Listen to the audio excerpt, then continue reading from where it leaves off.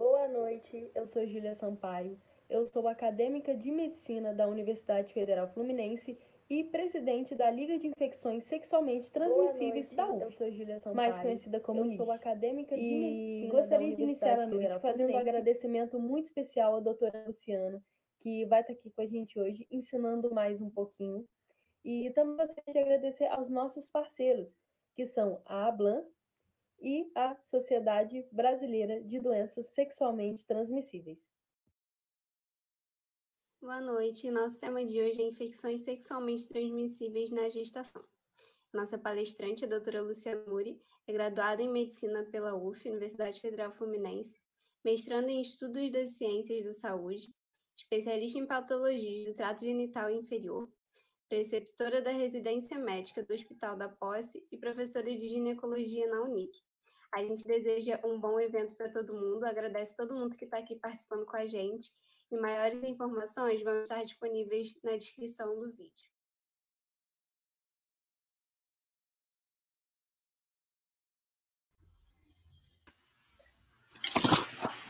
Olá, pessoal, sejam todos bem-vindos. Bem-vinda, doutora, tudo bem? Oi, boa noite. Espero que todo mundo esteja me ouvindo bem por aí. Espero que estejam me ouvindo também. Então, eu gostaria de iniciar a noite agradecendo muito a doutora Luciana por estar ajudando a gente a entender um pouquinho mais sobre ST na gestação, que é um tema que não é tão abordado, mas eu tenho certeza que vai ser maravilhoso, porque a doutora é fera. Eu que agradeço o convite. Como eu falei, é um convite muito especial. Foi a faculdade que me formou. Então, eu tenho um carinho todo especial pela UF. E tomara que seja engrandecedor e que todo mundo aproveite. Que seja leve, que seja uma conversa. Vai ser maravilhoso, eu tenho certeza. Então, agora... vamos começar? Oi? Já podemos começar? Já podemos, pode projetar aí o slide. Então, vamos embora. Gente, qualquer dúvida que tiver, então, eles mandam para algum lugar e a gente pergunta no final. A gente vai fazer uma rodada de perguntas no finalzinho, nos últimos 20 minutos. Show. Beleza, então. Vamos começar.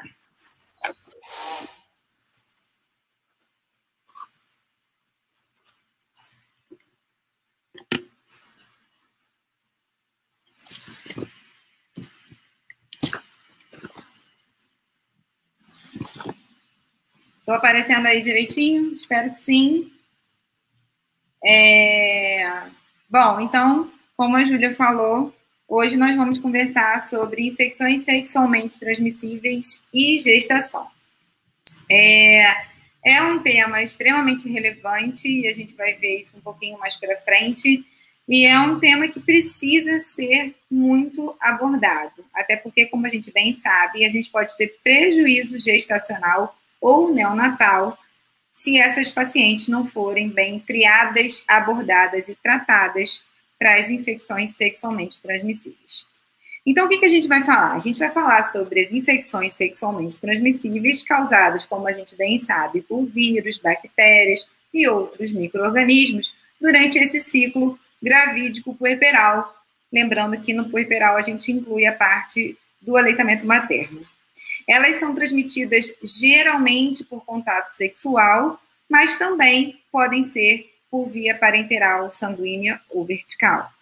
É muito importante que a gente deixe claro desde já que muitas vezes a mulher tem o seu primeiro contato médico depois da pediatria no pré-natal. Então, muitas vezes a gestante ela não tem noção, conhecimento nenhum de alguma patologia que ela já possa trazer cronicamente, como a gente vai ver um pouquinho mais para frente, porque muitos podem ser assintomáticos e pode trazer grande prejuízo para a gestação. Então, o pré-natal ele acaba tendo ainda esse peso maior por conta da responsabilidade de ser o momento em que essa mulher se interessa por cuidar da saúde, tem tempo para cuidar da saúde, tem alguém para cuidar da saúde dela. Então, é muito importante que todas essas infecções sejam acompanhadas, investigadas, triadas durante o pré-natal. E a relevância, como a gente vinha falando, está muito associada aos riscos perinatais e neonatais. como a gente bem sabe, o número de doenças que podem atrapalhar o desenvolvimento da gestação e o período neonatal vem crescendo muito. Isso está muito relacionado a, talvez, uma falta de educação sexual, que a gente sabe que a educação é a base de tudo. A questão da paciente ter uma educação sexual desde sempre, uma desmistificação da parte sexual desde sempre é muito importante. A paciente ela precisa ter conhecimento sobre o uso da camisinha, a paciente precisa ter conhecimento sobre as infecções sexualmente transmissíveis, justamente para ela entender a gravidade e a necessidade de fazer a devida prevenção. Além disso, a gente precisa diminuir o número de transmissão vertical na gestação, parto e aleitamento. A gente tem, por exemplo, que na sífilis, 30% das pacientes com sífilis vão transmitir de forma grave para os seus bebês o treponema pálido. Então, a gente tem óbito em quase 30% das pacientes que têm sífilis durante a gravidez. E a sífilis pode estar crônica e agudizar durante a gravidez. Então, ela pode ter adquirido até antes, entra naquele caso que eu expliquei, sobre as pacientes que podem não saber de alguma infecção sexualmente transmissível. E nisso entra também a necessidade, a importância, a relevância da notificação. A maioria, não todas, mas a maioria das doenças, elas são de notificação compulsória e ela é muito importante que a gente faça essa notificação, justamente porque é através dela que a gente consegue fazer todos os dados epidemiológicos que são cruciais para a saúde pública, para a gente poder ter uma avaliação adequada da onde a gente tem que intervir nos protocolos de saúde. E isso, como nós fazemos, vocês fazem, se forem todos da UF, como eu fiz, a gente tem saúde, sociedade, epidemiologia muito bem estruturada durante a faculdade, então a gente precisa estar ciente da necessidade e importância da notificação. Sobre a prevalência, eu peguei os dados mais atuais que a gente tem e a maioria dos dados, eles falam sobre as infecções de clamídia e gonococo nas gestantes. Então, a gente tem a prevalência principal de clamídia e gonococo como ISTs na gestação, seguida muito perto e em ascensão grotesca da sífilis. Então, quando a gente fala das principais ISTs a serem avaliadas, a gente com certeza tem que focar nesse grupo: sífilis, clamídia e gonococo. E também a gente tem a prevalência, quando a gente fala em viral, do HPV, que está cada vez mais frequente também. E aí a gente entra também, novamente, nas relações desprotegidas e na assistência que não está sendo adequada à população em geral. Bom, isso vocês devem saber melhor do que eu. É uma mudança que houve da terminologia antiga já para a gente, que já tem quase 20 anos que mudou, mas ela ficou mais presente agora, mais recentemente, da necessidade de troca de DST por IST. E essa troca se deu justamente porque quando a gente fala em doença, a gente está falando de algo que implica em presença de sinais e sintomas visíveis. A paciente tem que apresentar um sinal ou um sintoma que ela possa externar, falar, que seja visível. E quando a gente fala de infecção sexualmente transmissível, a gente está associando a essas pacientes os portadores assintomáticos, por um período ou sempre quando houver a infecção.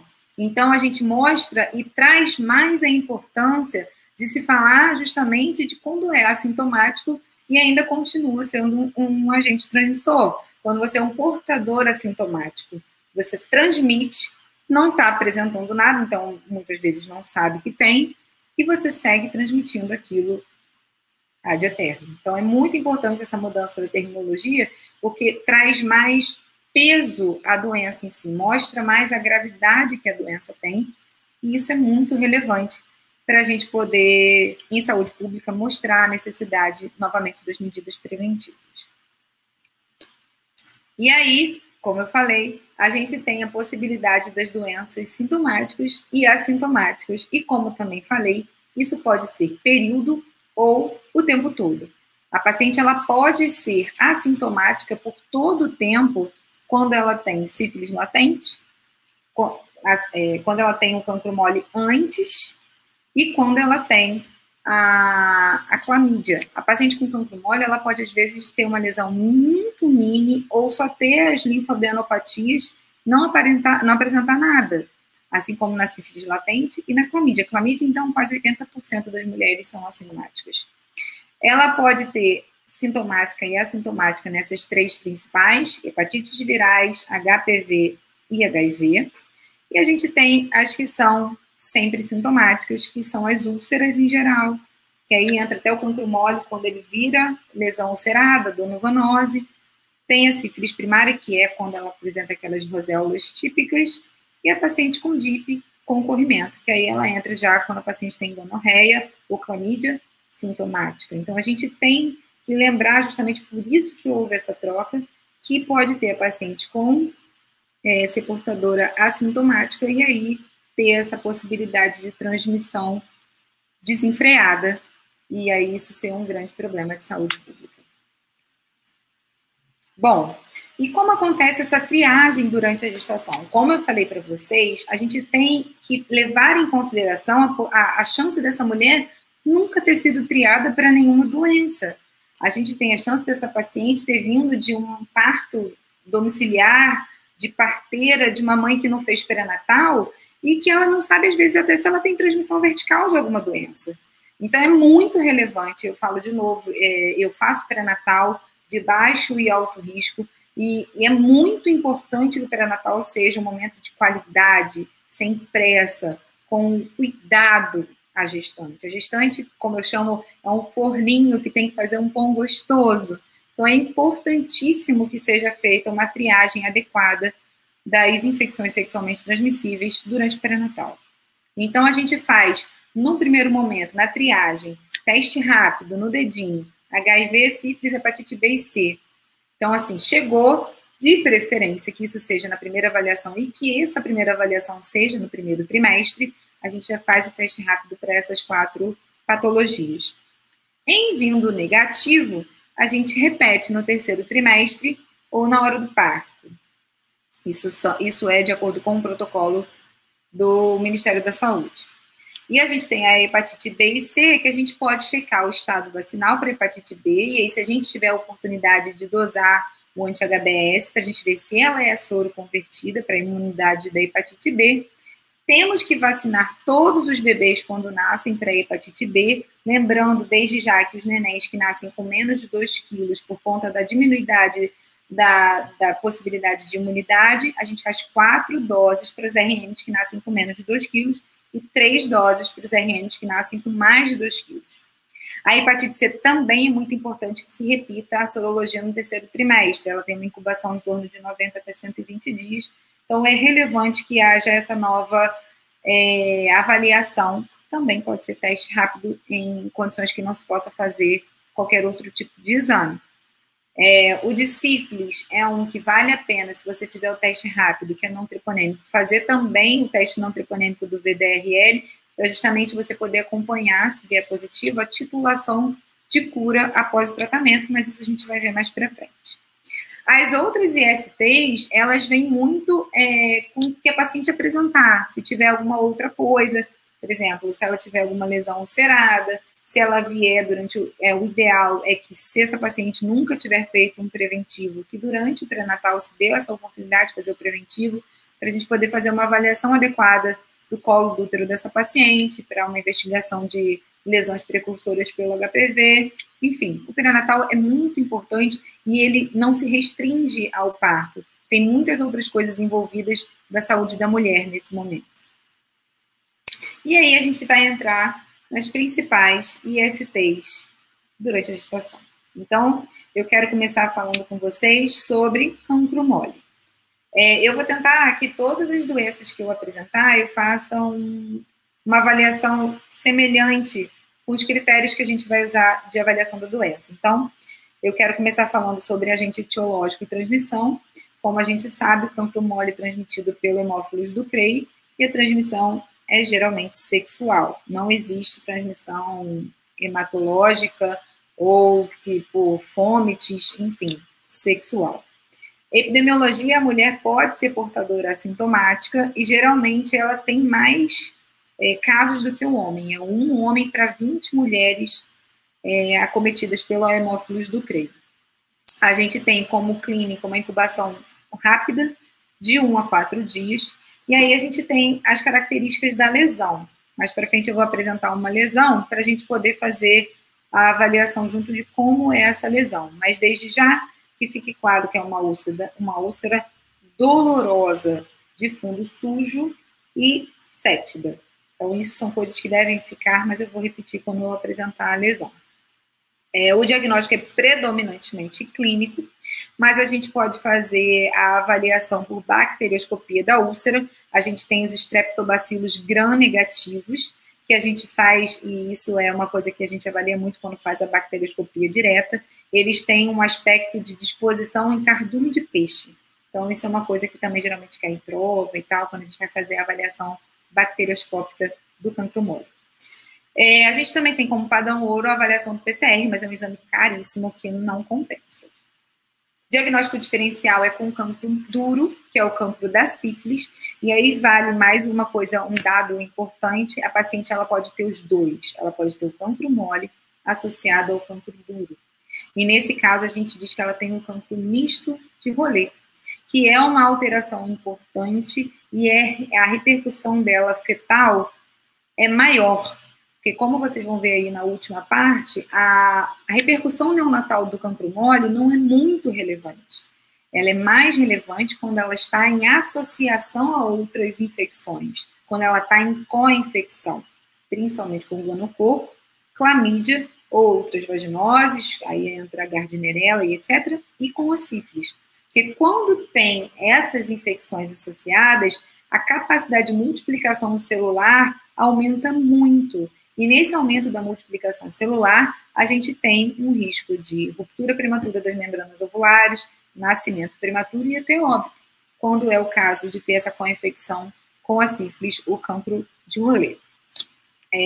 Vale a pena dizer que o tratamento é ceftriaxone, 250 ml, dose única, mas já começa aqui a minha, novamente, e eu vou bater nessa tecla muito, necessidade de exame físico durante o pré-natal. Muitas vezes a paciente vem dizendo que está com machucadinho na vagina e ninguém nem olha.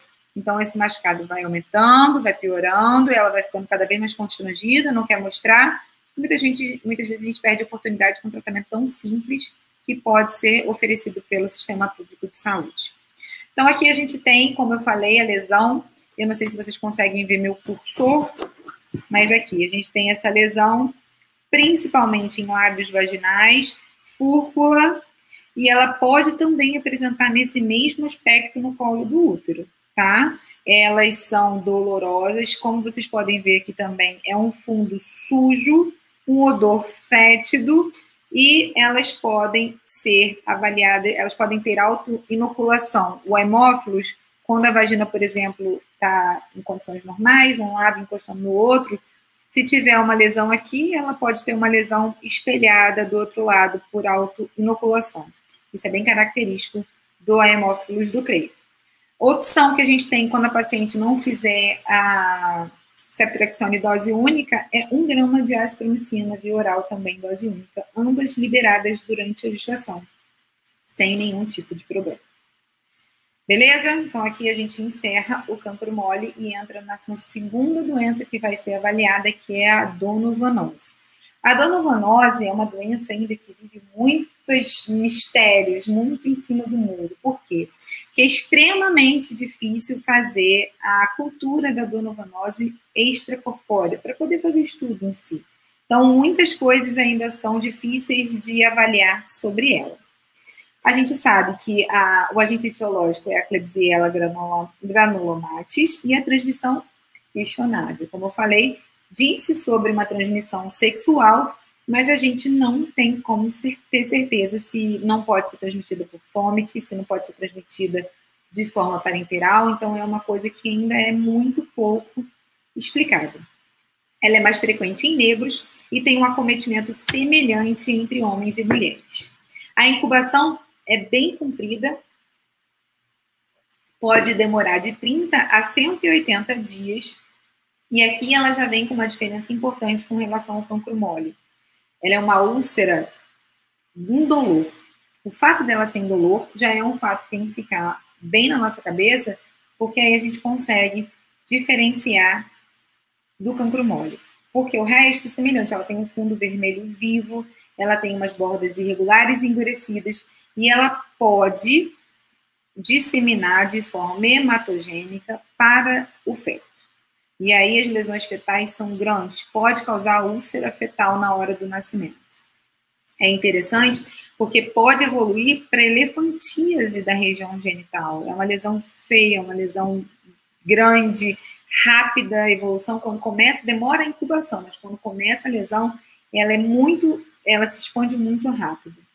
A clínica, o diagnóstico é clínico e é uma clínica muito exuberante, ou a gente pode fazer um exame bacterioscópico, que aí a gente avalia os corpúsculos de Donovan. Isso também é uma coisa que cai muito em prova e é bem clássica. O diagnóstico diferencial, vocês vão ver que tudo tem diagnóstico com sífilis, porque sífilis pode ser tudo. Eu já tive lesões que eu não tinha a menor ideia, eu já falava assim, pode fazer Bezentacil porque é sífilis. Sífilis se mimetiza e se confunde com muitas doenças. Também com cancro mole, numa avaliação inicial visível, lembrando que o cancro mole dói e a donovanose é indolor. Leishmaniose, condiloma ou neoplasia de região genital. Inclusive, neoplasia de região genital é um dos grandes diagnósticos diferencial. Quando a paciente ela tem uma lesão importante na região vulvar, é contraindicado o parto vaginal, e isso deve ser muito bem visto. E a percussão neonatal é justamente quando existe essa disseminação hematogênica, podendo levar a parto prematuro e óbito. É muito relevante.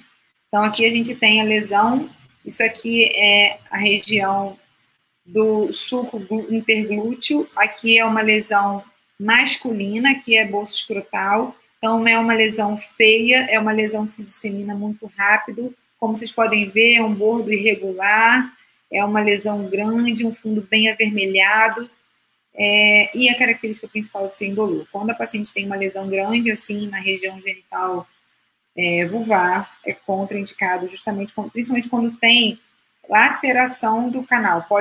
Uma das grandes características da donovanose é a mudança da morfologia da região genital. Ela perde a forma. E aí é importante que a gente faça o parto por via alta. Nosso próximo são as vaginoses, na verdade, as uretrites ou as alterações de cervicite, quando essa paciente tem a secreção purulenta saindo já por dentro do colo do útero. Eu costumo mostrar para os alunos a diferença entre colpite e cervicite nesses casos, então a gente sabe que a cervicite é quando vem de dentro do colo para a vagina e a colpite é quando vem da vagina, canal vaginal, para dentro do colo do útero. Então, da onde para onde é quando vai diferenciar a colpite e cervicite. Clamídia e gonococo são responsáveis por cervicite. Um agente etiológico delas é a Neisseria gonorrhoeae e a Chlamydia trachomatis, e a transmissão é sexual. A epidemiologia, a gente tem a gonorreia em 56% das ISTs, e a chance da gente ter a infecção pelas duas é muito grande. Até 10% das gestantes pode estar colonizada por clamídia. Como eu falei para vocês, a clamídia geralmente é sintomática em quase 80% dos casos. Por isso que, às vezes, é muito relevante que essa paciente faça teste de triagem para clamídia no pré-natal. Não é oferecido pelo Ministério da Saúde, mas é um exame que vale a pena ser feito. Por quê? Porque a clamídia e o gonococo podem causar repercussões neonatais importantíssimas, podem também causar o parto prematuro e ruptura prematura das bolsas, podem causar abortamento, mas principalmente podem ser causas importantíssimas de infertilidade. A paciente ela pode ter muita dificuldade para engravidar por uma DIP, que às vezes ainda está assintomática, ou porque ela pode ter uma obstrução tubária por conta de uma infecção por clamídia gonococo crônica. Então, são importantes fatores para a investigação num caso de tentante, de infertilidade.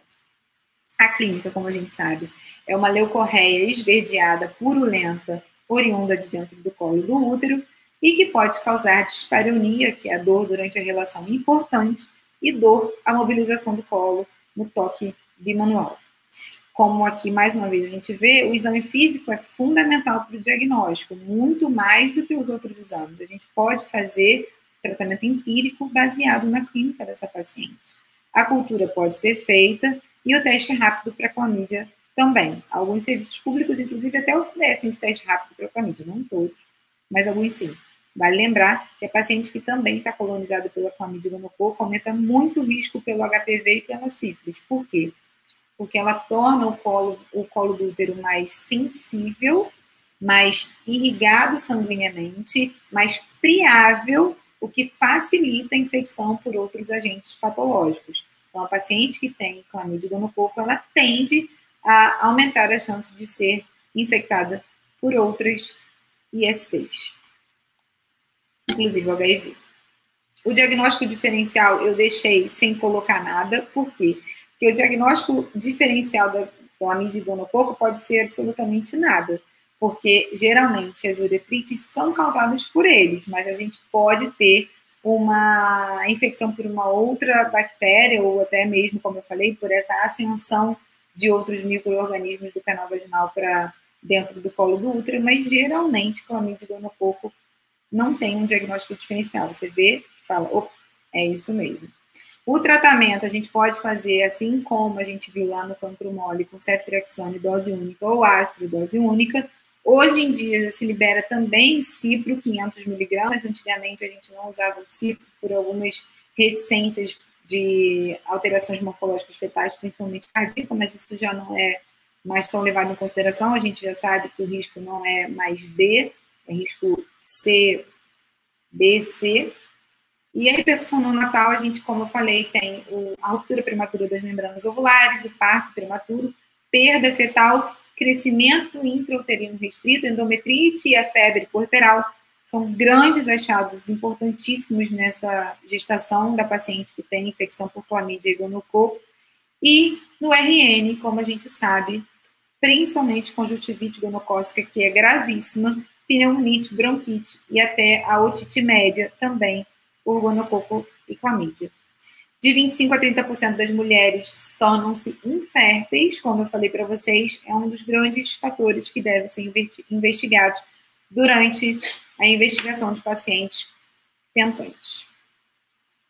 Aqui a gente tem a otite, não tinha como ter foto, eu tentei procurar uma foto, mas aí a gente tem conjuntivite gonocócica, e ela é o que a gente fala daquela necessidade de fazer o método de CREDE, que vocês devem saber, que é quando a gente faz nitrato de prata 10% logo que o neném nasce, é justamente para evitar essa conjuntivite gonocócica. Como eu falei, existem pacientes que não conseguem fazer uma boa avaliação pré-parto, não tem como ter essa avaliação adequada, então, para prevenir, se faz o nitrato de prata, todo mundo fica com aquele olhinho amarelo no cantinho, porque fez para poder evitar justamente a conjuntivite gonocócica.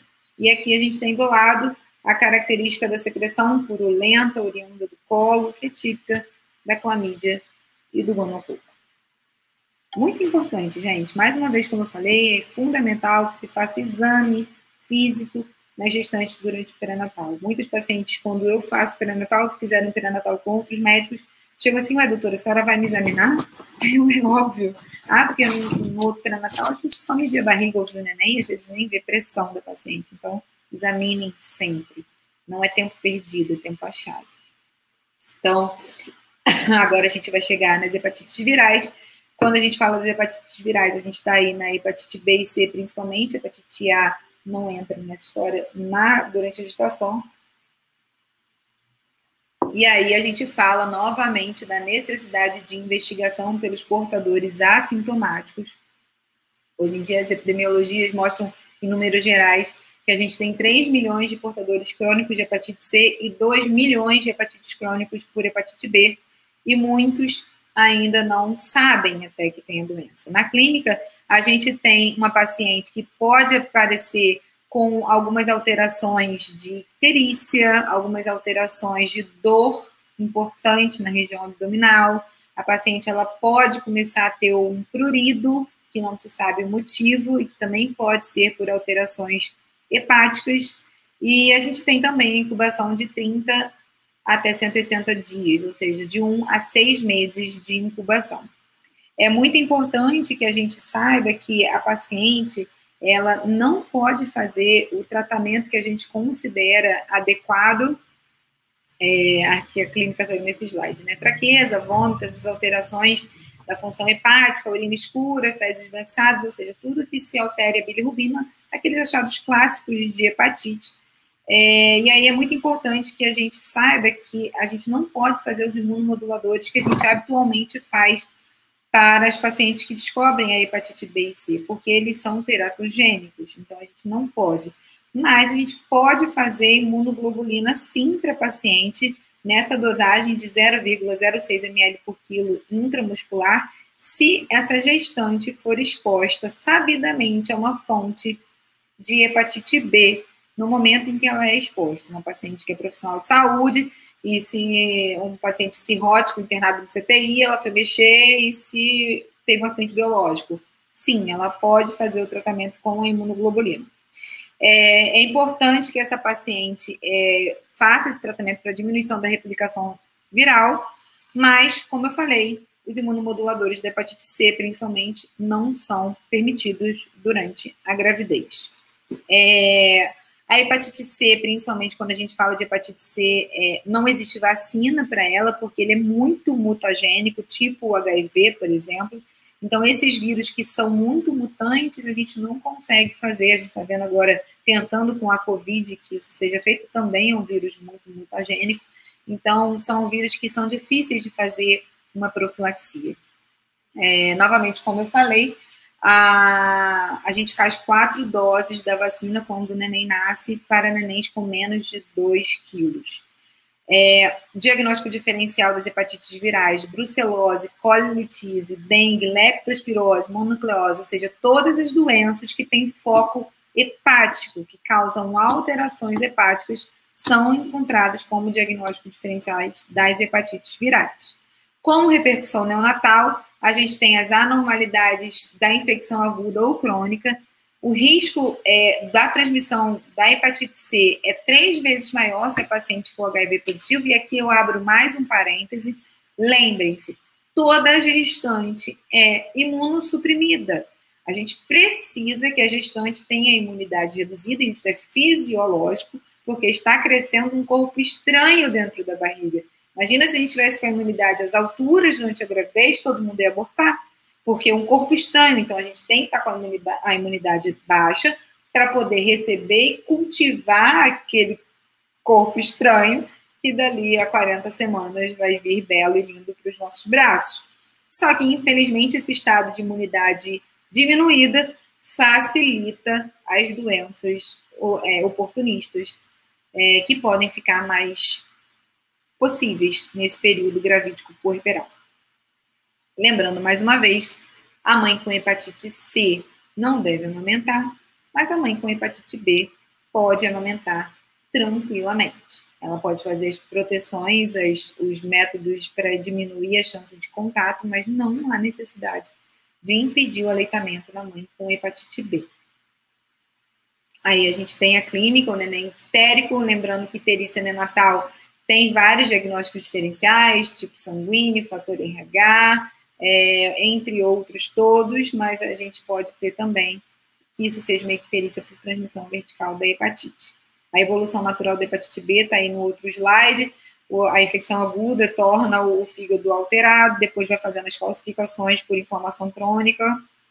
Fibrose pode levar a cirrose e até, às vezes, câncer, com necessidade de transplante urgente, e se não for realizado, pode levar ao óbito. Lembrando que essa história natural da doença pode sofrer uma alteração de velocidade com aceleração durante a gravidez, justamente como eu falei, pelo estágio de imunidade diminuída. Então, como está aqui, é importantíssimo que a gente saiba que pode haver anormalidades fetais, pode haver perda fetal se a hepatite B for aguda no primeiro trimestre, pode haver abortamento. Então, é importantíssimo que haja essa investigação, por isso que o teste rápido de triagem no primeiro trimestre para hepatites virais, além da HIV e sífilis, é muito relevante. Herpes genital, que é um dos assuntos que também vem crescendo absurdamente. Lembrando que a paciente com herpes tipo 2, que é a herpes geralmente que é genital, 80% genital, 80, 90, 10% oral, é muito comum de ser um portador assintomático. Ninguém está o tempo inteiro com lesão herpética. E você persiste a transmissão mesmo se você for um portador assintomático em algumas ocasiões. Então, é fundamental que a herpes, quando a paciente já teve algum episódio de herpes, ela externe isso para o médico pré-natalista para que isso seja notado ali no cartão e avaliado durante todo o pré-natal. A gente tem uma incubação de 3 a 14 dias, o agente etiológico é o herpes simples vírus, a transmissão é sexual, quando a gente fala de herpes genital, lembrando que 10% das herpes genitais é do HPV do tipo 1, do vírus da herpes do tipo 1, que é o oral, durante o sexo oral, ele pode ser transmitido. 1% pode causar transmissão congênita, e isso é gravíssimo. Eu vou mostrar na próxima foto, por isso que é fundamental que a paciente tenha pelo menos 30 dias do último episódio de herpes genital para o parto, para que não haja risco nenhum de contaminação neonatal, que é gravíssimo. A evolução clínica, como a gente sabe, pápulas, vesículas e crostas, dor em queimação ou em pontada, a paciente costuma referir que tem uma faca entrando pela vagina e que ela sente uma ardência absurda quando vai urinar. Quando a paciente vem com essa queixa, eu já quase prescrevo a medicação, brincadeira, eu examino, mas é patognomônico. A gente pode fazer o diagnóstico por por avaliação sorológica, se a paciente tiver com o IgM positivaço e depois ela inverte para IgG, porque cronifica, mas o diagnóstico clínico é o suficiente para você iniciar o tratamento, até porque essa paciente precisa começar o tratamento pelo risco que ela tem de perda fetal, se essa infecção for no primeiro trimestre. Também causa perda fetal no primeiro trimestre. A gente tem como repercussão fetal a alta morbilidade neonatal. As manifestações podem ser mucocutâneas, neurológicas, principalmente as convulsões por herpes são horríveis. Disseminação, geralmente, olhos, rins, intestino e sistema nervoso, acomete 50% dos casos e 30% morrem.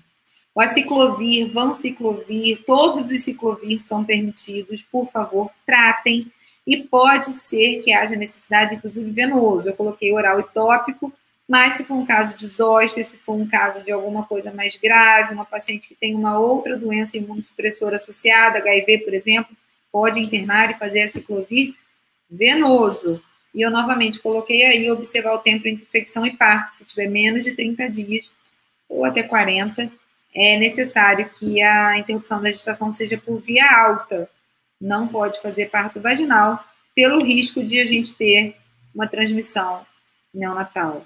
O neném, ele morre, o neném tem uma conjuntivite herpética na conjuntiva, é horrível, o neném tem problemas de otite também, por herpes, e fora toda a dor que ele deve sentir. Imagina se é herpes genital, se alguém já teve algum episódio, é dolorosérrima.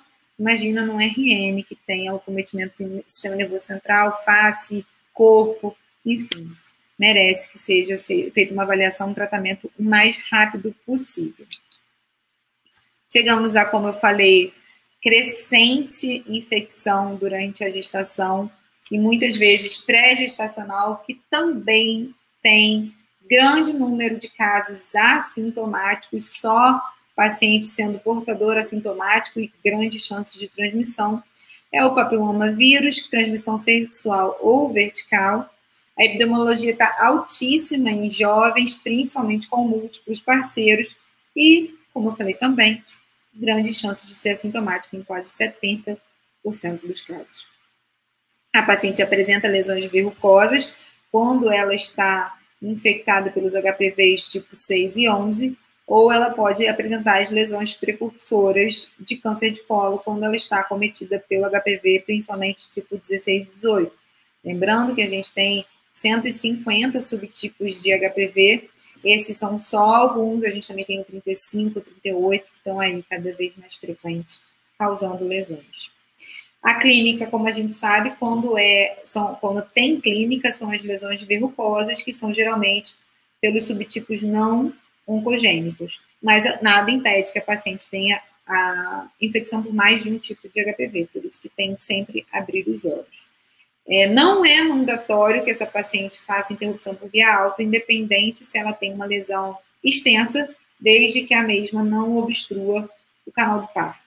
Novamente, também, como eu falei, como é um estado de imunodepressão, imunossupressão, a gravidez, as lesões ficam extremamente mais exuberantes.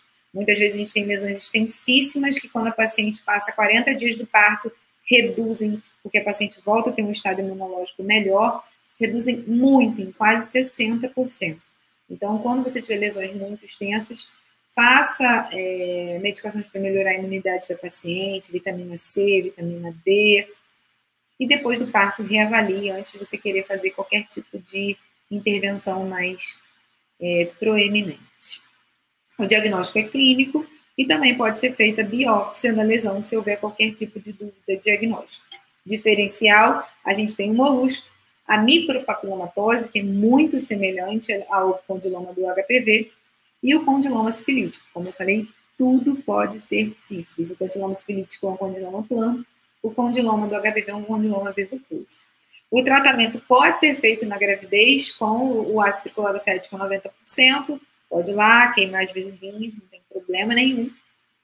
E a repercussão neonatal é mais pelo risco de transmissão hematogênica. A gente pode ter a paciente com o seu RN com lesões condilomatosas, e isso já deixa um risco maior, principalmente se for de sexo feminino, para o câncer, por exemplo, de colo de útero, porque a paciente já fica com transmissão transplacentária ou no canal do parto do vírus do HPV. É importante até para a gente poder ficar avaliando se essa menina, sei lá, de recém-nascida, parece com uma verruga, você já pode pensar em abuso, em a paciente sendo maus tratos, enfim. E às vezes foi uma transmissão vertical de algo que não foi avaliado também durante o pré-natal. Ainda existe esse risco, que eu boto na última linha, um risco de papilomatose laríngea, que deve ser muito avaliado também. Aqui é uma lesão, como eu falei, uma lesão extensa, mas que, como vocês podem ver, não oclui o canal do parto. Então, isso não impede que essa paciente tenha parto vaginal, não. Ah, mas vai lacerar, é uma área cruenta? Sim, pode lacerar sim, é ruim de dar ponto sim, mas não impede, por exemplo, de fazer um parto vaginal, se for o que for lá, chegar, sei lá, com 9 centímetros, não, para tudo. Não, pode ser sim. Mas aí depois você vai ter um trabalhão também para fechar essa vagina, porque vai sangrar, vai doer, vai dar infecção secundária. Se tiver extensa assim, não é mandatório, mas opte, às vezes, por uma via alta. Agora, se for só um condiloma ali, longe, pode ser até um grande como esse aqui, que está na região inguinal esquerda, mas pode ser aqui um grande, ou aqui embaixo, mas não seja tão assim, pode ser sim, parto normal, sem problema nenhum. Aqui a gente tem um aumento do número de casos, principalmente em jovens, e aí a gente tem, graças a Deus, ainda maior infecção, não é 16 e 18, mas o número aumenta muito, vai decrescendo conforme as décadas de vida, mas isso pode ser agora que cresça conforme as gerações forem passando, até porque hoje em dia a gente sabe que 75% da população é colonizado por algum tipo de papilomavírus, mas nem todas apresentam sintomatologia ou lesão precursora de câncer de colo. Sífilis. Sífilis, para mim, é o ponto alto da aula. A gente tem que levar em consideração que sífilis é uma doença que está causando problemas à saúde pública, é uma doença que vem aumentando absurdamente o número de casos. Sífilis mata bebê e mata bebê de forma silenciosa. Sífilis, para mim, é o mais grave.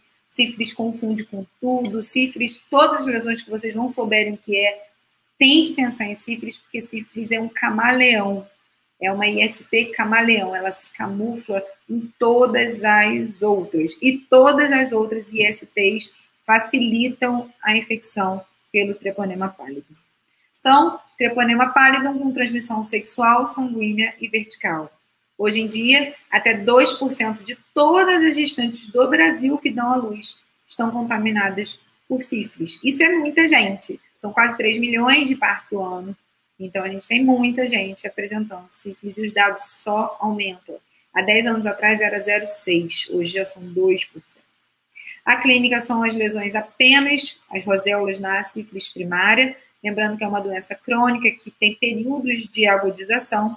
Tornou-se notificação compulsória em 1986, então desde então precisa do Sinam, precisa fazer a notificação compulsória. O diagnóstico é feito pelos testes treponêmicos e não treponêmicos, lembrando que os treponêmicos é o FTA-ABS, o não treponêmico, o teste rápido e o VDRL.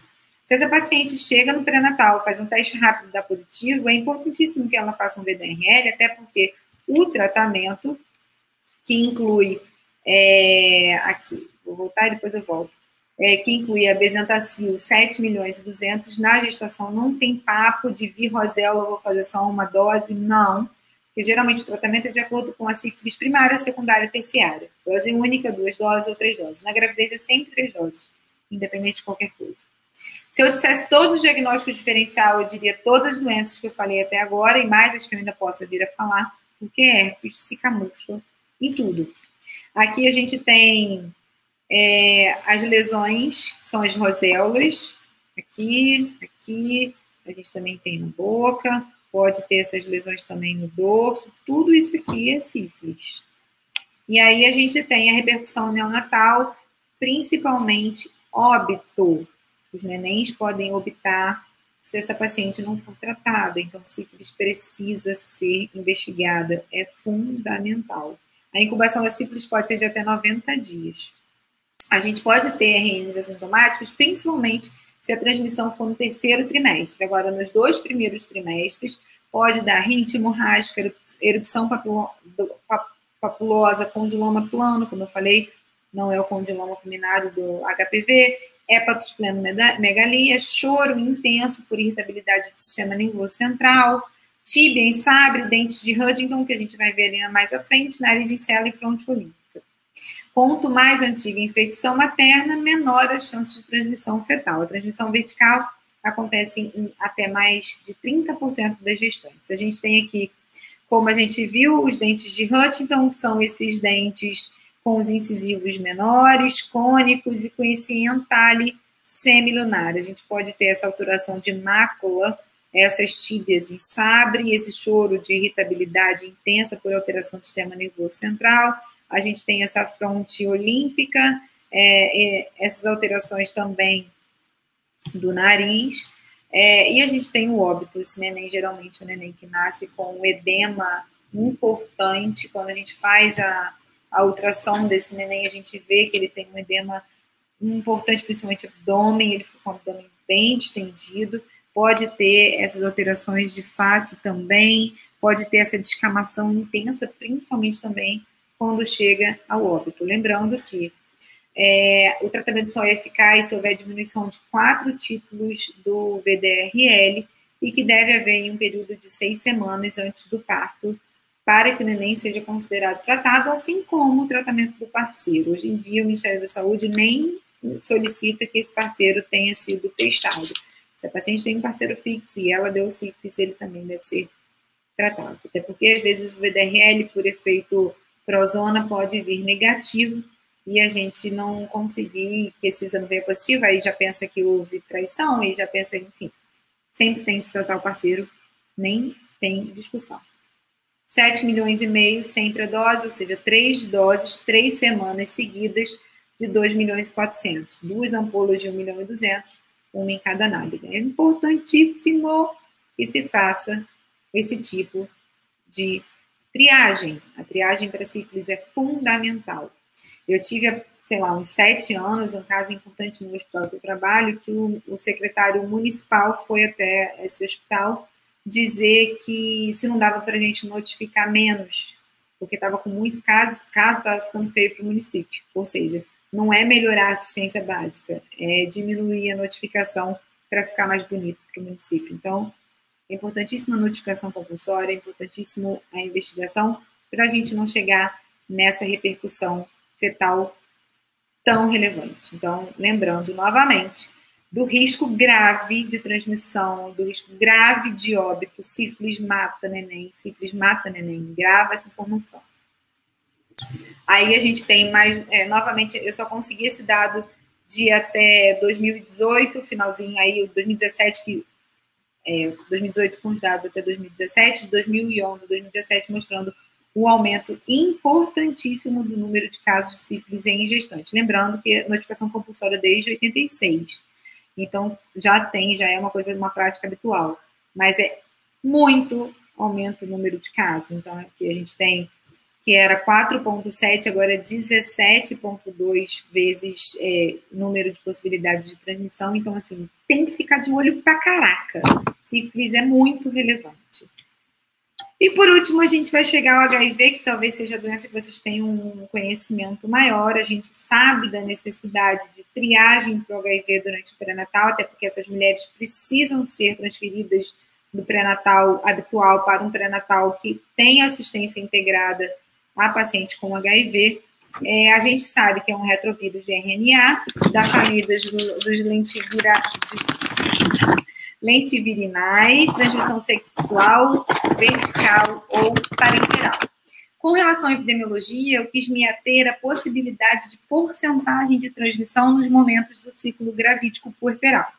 Então, a gente tem que, na vida intrauterina, existe o risco de 35% se ela não fizer as medidas adequadas para a profilaxia do HIV de transmissão vertical. Durante o parto, 65%, daí a importância da gente fazer a avaliação adequada no momento do parto, de qual vai ser a via de parto, que vai ser definida principalmente por carga viral e CD4. E a gente tem na amamentação um risco aí que varia de 14% a 30%. É importantíssimo que esses dados sejam sempre muito bem claros na nossa cabeça, mostrando como é importante a gente fazer um acompanhamento adequado desse ciclo gravídico puerperal na paciente com HIV e de como é importante a gente fazer o teste rápido na primeira consulta de pré-natal, de preferência no primeiro trimestre. Até porque, nesse caso, a gente consegue reduzir a quase zero o risco de transmissão vertical se for feito as medidas adequadas. Toda paciente precisa ser testada e, de preferência, se houver um teste positivo, fazer a contraprova, confirmação com ELISA. Se essa paciente, de fato, vier positiva para o HIV, é fundamental que ela tenha carga viral e CD4 avaliados a cada 3 meses, principalmente perto do parto. Até porque uma carga viral menor que 1.000 e um CD4 maior que 500 permite um parto vaginal. Lembrando que parto vaginal não significa não fazer AZT na hora do parto. Sim, vai fazer AZT, a gente tem que ter uma bolsa que não rompe. Se a bolsa romper, tem até 4 horas para o neném nascer, já fazendo o AZT, com a carga viral indetectável e o CD4 maior que 500. Caso contrário, se a paciente descobre na hora do parto, ou se ela não tiver esses achados de carga viral CD4, a via indicada é a via alta. Lembrando que ela tem que fazer um ataque do AZT, que é uma dose maior, dobrada, e depois ela faz a manutenção, e o parto tem que acontecer, a cesariana, nessa manutenção, com clampeamento precoce do cordão, com banho precoce do RN, para justamente a gente fazer todas as medidas possíveis para evitar a transmissão vertical.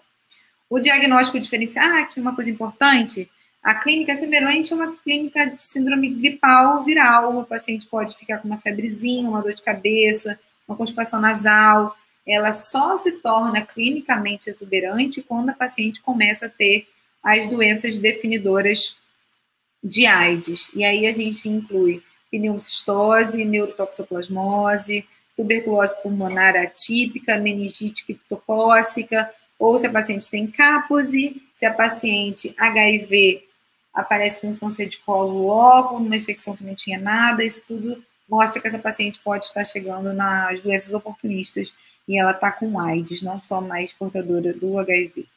Diagnóstico diferencial, mononucleose infecciosa, dengue, zika, como eu falei, pode mimetizar síndromes virais, mas se ela apresentar as doenças definidoras de AIDS em clínicas exuberantes, pensar que ela não tem só o vírus, que ela está com a carga viral alta e desenvolvendo a doença AIDS. O tratamento é mandatório de uso de antirretrovirais, porque em alguns casos, se a paciente está com CD4 aumentado e carga viral indetectável na vida dia a dia, ela pode não estar fazendo uso de antirretroviral, que não vale durante a gravidez. Independente de qualquer coisa, durante a gravidez ela tem que fazer terapia antirretroviral. A via de parto, como a gente falou anteriormente, fica a cargo da dose da carga viral e do CD4 e outros aspectos obstétricos. Obviamente, a gente tem que ver todos os aspectos. Se a paciente tem 5 cesarianas, independente do HIV, ela já teria uma via alta. A transmissão vertical na gestação, parto e aleitamento é terrível, porque é uma criança que vai ter sempre uma imunidade muito comprometida. Obviamente, hoje em dia, a gente já tem tratamentos extremamente mais eficazes, extremamente menos dolorosos e de efeitos colaterais, principalmente. Mas é uma vida que precisa de cuidados, que precisa o tempo todo ali, o risco da imunidade cair muito, o risco de aumentar a carga viral, enfim. Se a gente pode fazer profilaxia da transmissão vertical, e essas são as principais estratégias que a gente utiliza, é muito importante. Então, terapia antirretroviral durante a gestação, para que a carga viral materna se torne indetectável. AZT venoso no parto, ali no período periparto, AZT oral ou a nevirapina oral no recém-nascido. Geralmente essas mães, eu já fiz pré-natal pacientes HIV, essas mães, na época ali do finalzinho, como às vezes não vão para a maternidade de referência, elas recebem um kit, com AZT venoso, com AZT oral e a primeira latinha de leite, para que elas possam fazer tudo adequadamente para a prevenção, essas estratégias de prevenção da transmissão vertical. A indicação correta da via de parto e a contraindicação ao aleitamento. É importante também a gente deixar claro que essas pacientes, elas precisam ter as suas individualizações ou a sua respeito à doença. É muito triste quando a gente tem uma enfermaria cheia de gestante de puérpera amamentando e bota uma HIV no meio que não está amamentando, todas elas começam uma a perguntar para a outra por que ela não está amamentando. Então, existe ainda um preconceito grande, existe uma exclusão grande, então é fundamental que a gente tenha todo o cuidado técnico da equipe para poder não causar nenhum tipo de constrangimento. Eu já tive vezes enfermaria de abortamento e HIV e aparecer um profissional de saúde dando curso de dicas de aleitamento. Então, a gente tem que ter esse cuidado para a gente não causar nenhum tipo de constrangimento. Mais um detalhe, uma vez me perguntaram sobre sífilis, se poderiam amamentar. Eu não falei. A sífilis, ela pode amamentar sem problema nenhum, desde que não haja sífilis primária com roséola no mamilo.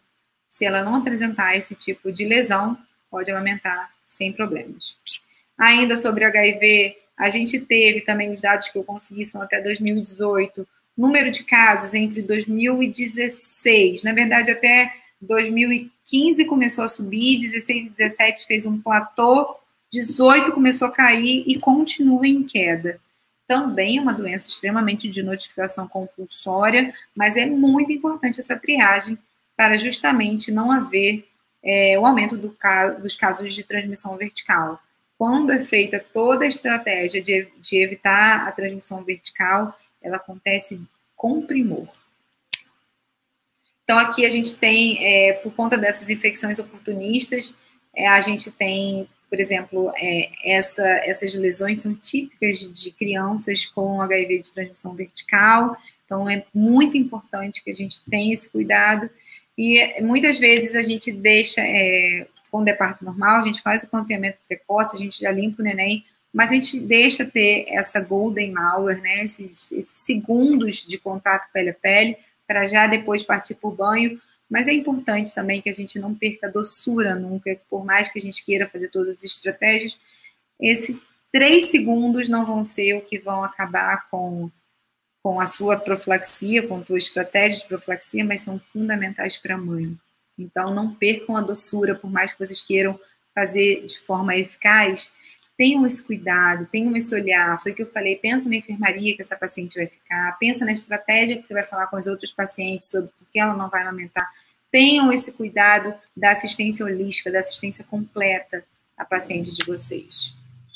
Zika vírus é considerada por alguns uma IST, porque a gente está com relatos em artigos sobre transmissão sexual da doença. E aí a gente teve um período importante que a gente teve um surto de Zika, né? E aí, como a gente sabe, essa desproporção crâniofacial, essa alteração cognitiva importante, disfunção troncoencefálica, problemas de deglutição.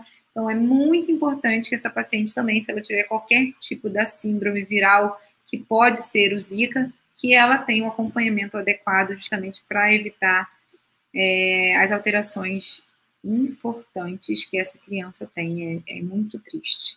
É uma vida de cuidados constantes e com ganhos pequenininhos. São, obviamente, ganhos muito bem-vindos, mas é muito, muito complicado. Como eu falei para vocês, as medidas de saúde pública, a gente está encerrando, são cruciais para que a gente tenha qualidade, né, em evitar, nas nossas estratégias para evitar as ISTs e principalmente para a gente evitar as repercussões neonatais das ISTs. Então, um pré-natal de qualidade, um pré-natal que faça exame físico, um pré-natal que ouça a paciente, um pré-natal que pergunte se está tudo bem com a paciente, é um pré-natal que você tenha grupo de gestantes, sala de espera, é um pré-natal que você tem exames rápidos para fazer na triagem, para poder promover a saúde. Existem N protocolos assistenciais do Ministério da Saúde, aqui eu trouxe alguns, mas muitos protocolos, manual de bolso, protocolos, enfim, protocolos operacionais. É só você botar no Google que você acha todos eles de fácil acesso, são enormes, 180, 250 páginas, mas existem uns menorzinhos, na Febrasgo tem uns legais, então vale a pena para quem quiser se interessar mais por esse assunto. E o que fica é, como eu falei, a gente tem que os contraceptivos, uma paciente que já não usou porque está grávida, né? Mas lembrando que os contraceptivos, eles previnem a gestação não planejada, mas não as infecções sexualmente transmissíveis. Se a paciente não usou o contraceptivo e engravidou e também não usou, a nossa querida, número 1, importantíssima, camisinha. Quando eu falo com gestantes no consultório, no ambulatório, eu falo com elas, olha, você pode usar contraceptivo por causa de uma falha do método e tudo mais, mas a camisinha não está substituída, não é para tirar a camisinha da sua vida, até porque quem vê cara não vê pinto, quem vê cara não vê IST. Tem os portadores assintomáticos, tem os pintos que foram encontrados no lixo, e que podem causar repercussões seríssimas e duradouras para essa gestante ou futura gestante. O nome é Educação em Saúde. O nome é fazer a avaliação, conseguir fazer a promoção da saúde. E lembrando, como eu falei algumas vezes durante a nossa conversa, as alterações fisiológicas da gravidez que causam esse estado de diminuição da imunidade, tornando a gestante muito suscetível às ISTs, que em condições normais da imunidade dela passariam despercebidas. Lembrando que muitas ISTs causam aborto, muitas causam repercussão neonatal, mas atualmente a que mais nos deixa de orelhas em pé é com certeza a sífilis. E aí eu encerro com essa foto e com esse dizer que eu acho que é o que rege a minha vida, que se você escolhe um trabalho que ama, você não precisa trabalhar um dia sequer. É uma frase de Confúcio. Muito obrigada.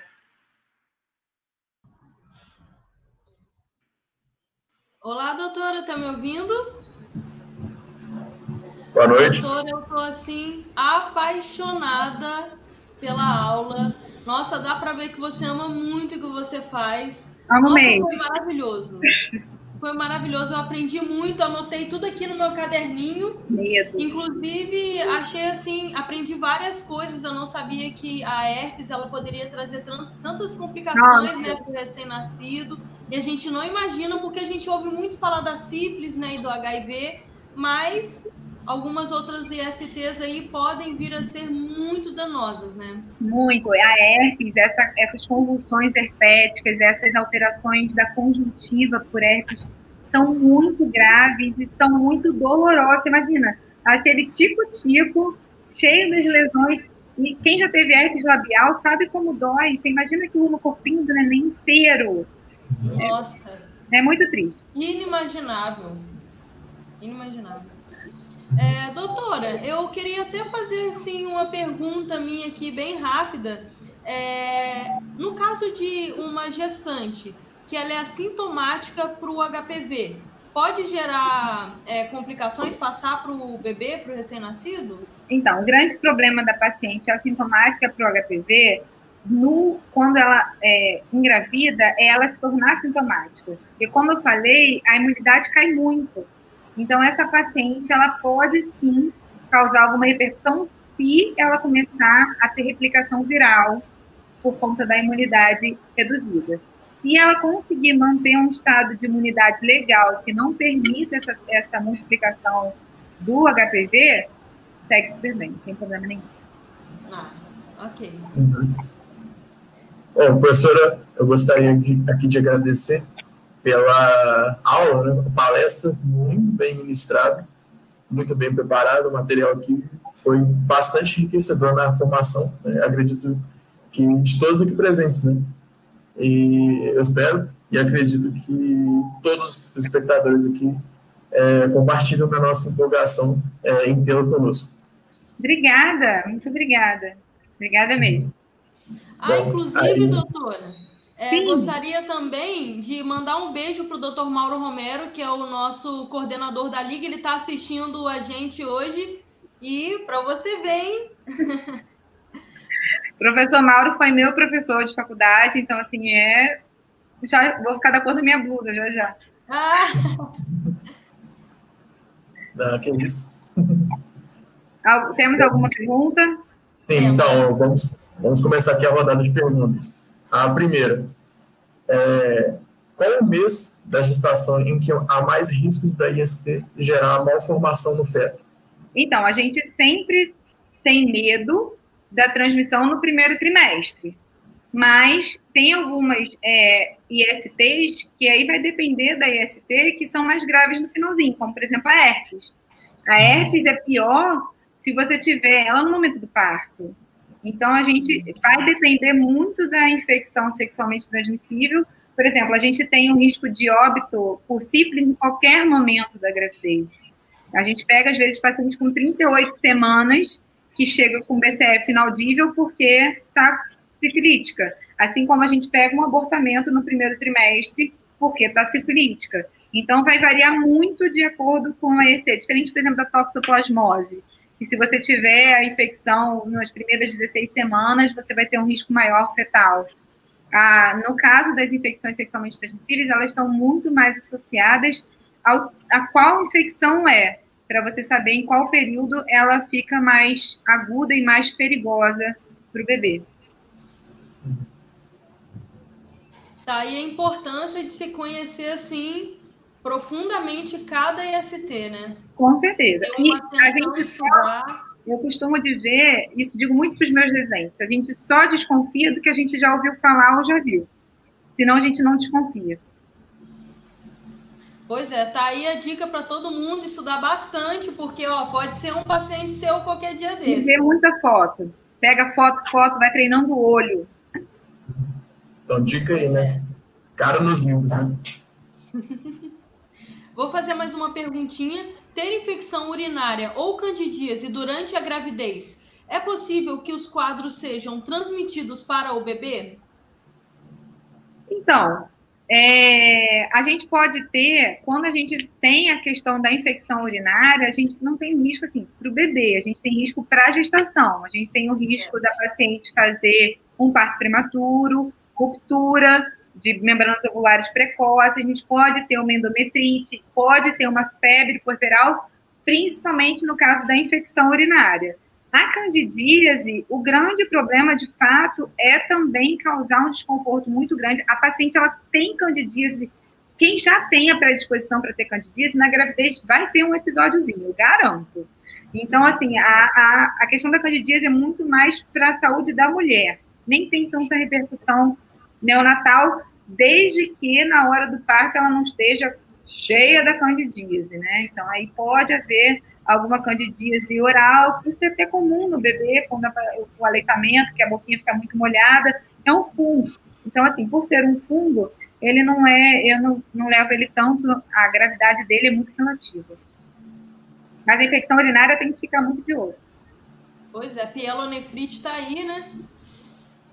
Gravíssima, se não for tratado durante a gravidez, pode causar até uma alteração renal relevante.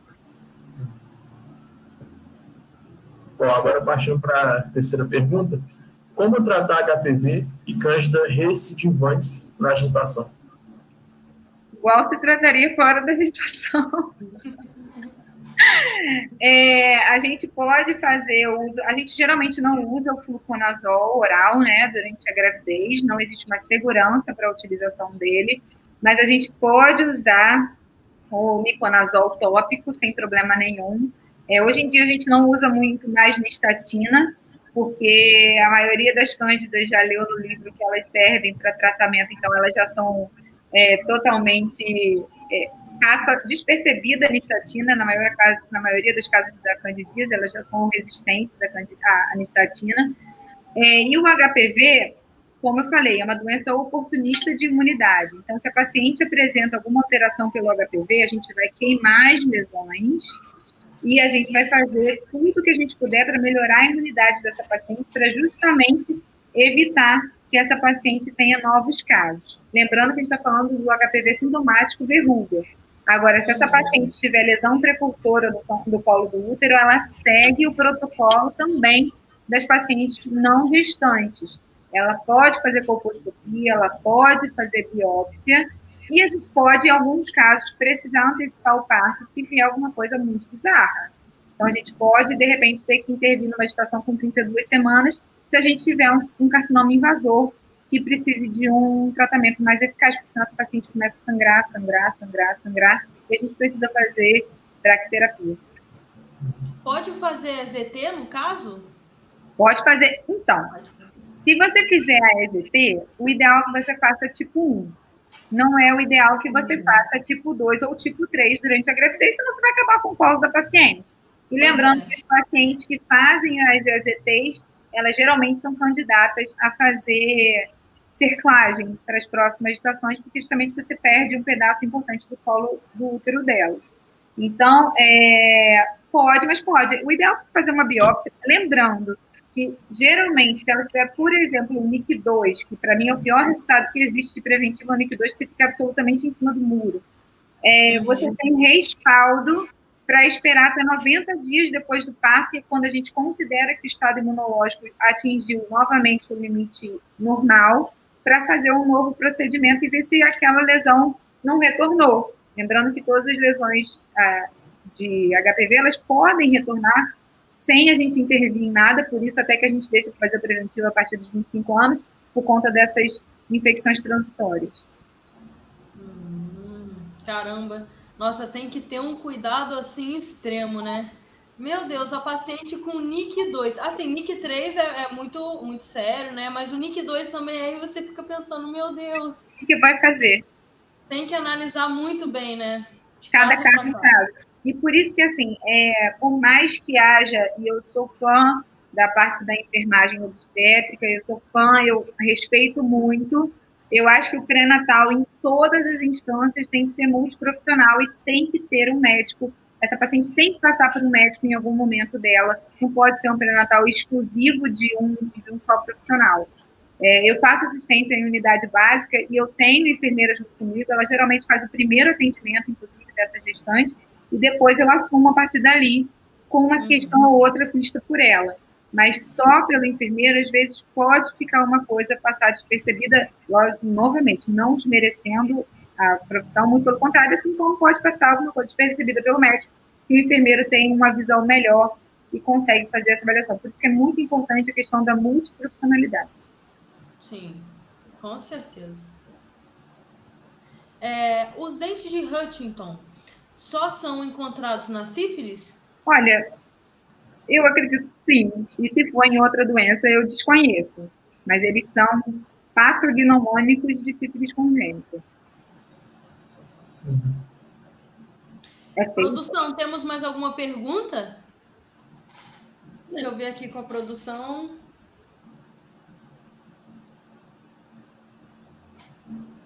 Acho que não, acho que... temos. Ih, o pessoal está perguntando bastante hoje. Não, gente... Vamos aguardar a próxima pergunta. Eu estou adorando que passa embaixo a pergunta, né? Passa. Moderna, né? Bom, podemos realizar coleta para citologia oncótica em qualquer fase da gestação? Então, depende. A gente tem que lembrar, por exemplo, se você está no PSF, Você está no posto de saúde, vem uma paciente que a agente de saúde teve que buscar pelo laço para uma única consulta e ela tem 37 semanas. Essa paciente não aparece no posto há 200 anos, alguém viu na rua que ela está grávida e aí ligou para a gente de saúde foi lá, pegou ela pelos cabelos, trouxe para o posto e você sabe que ela só vai vir essa vez. Não perca a oportunidade.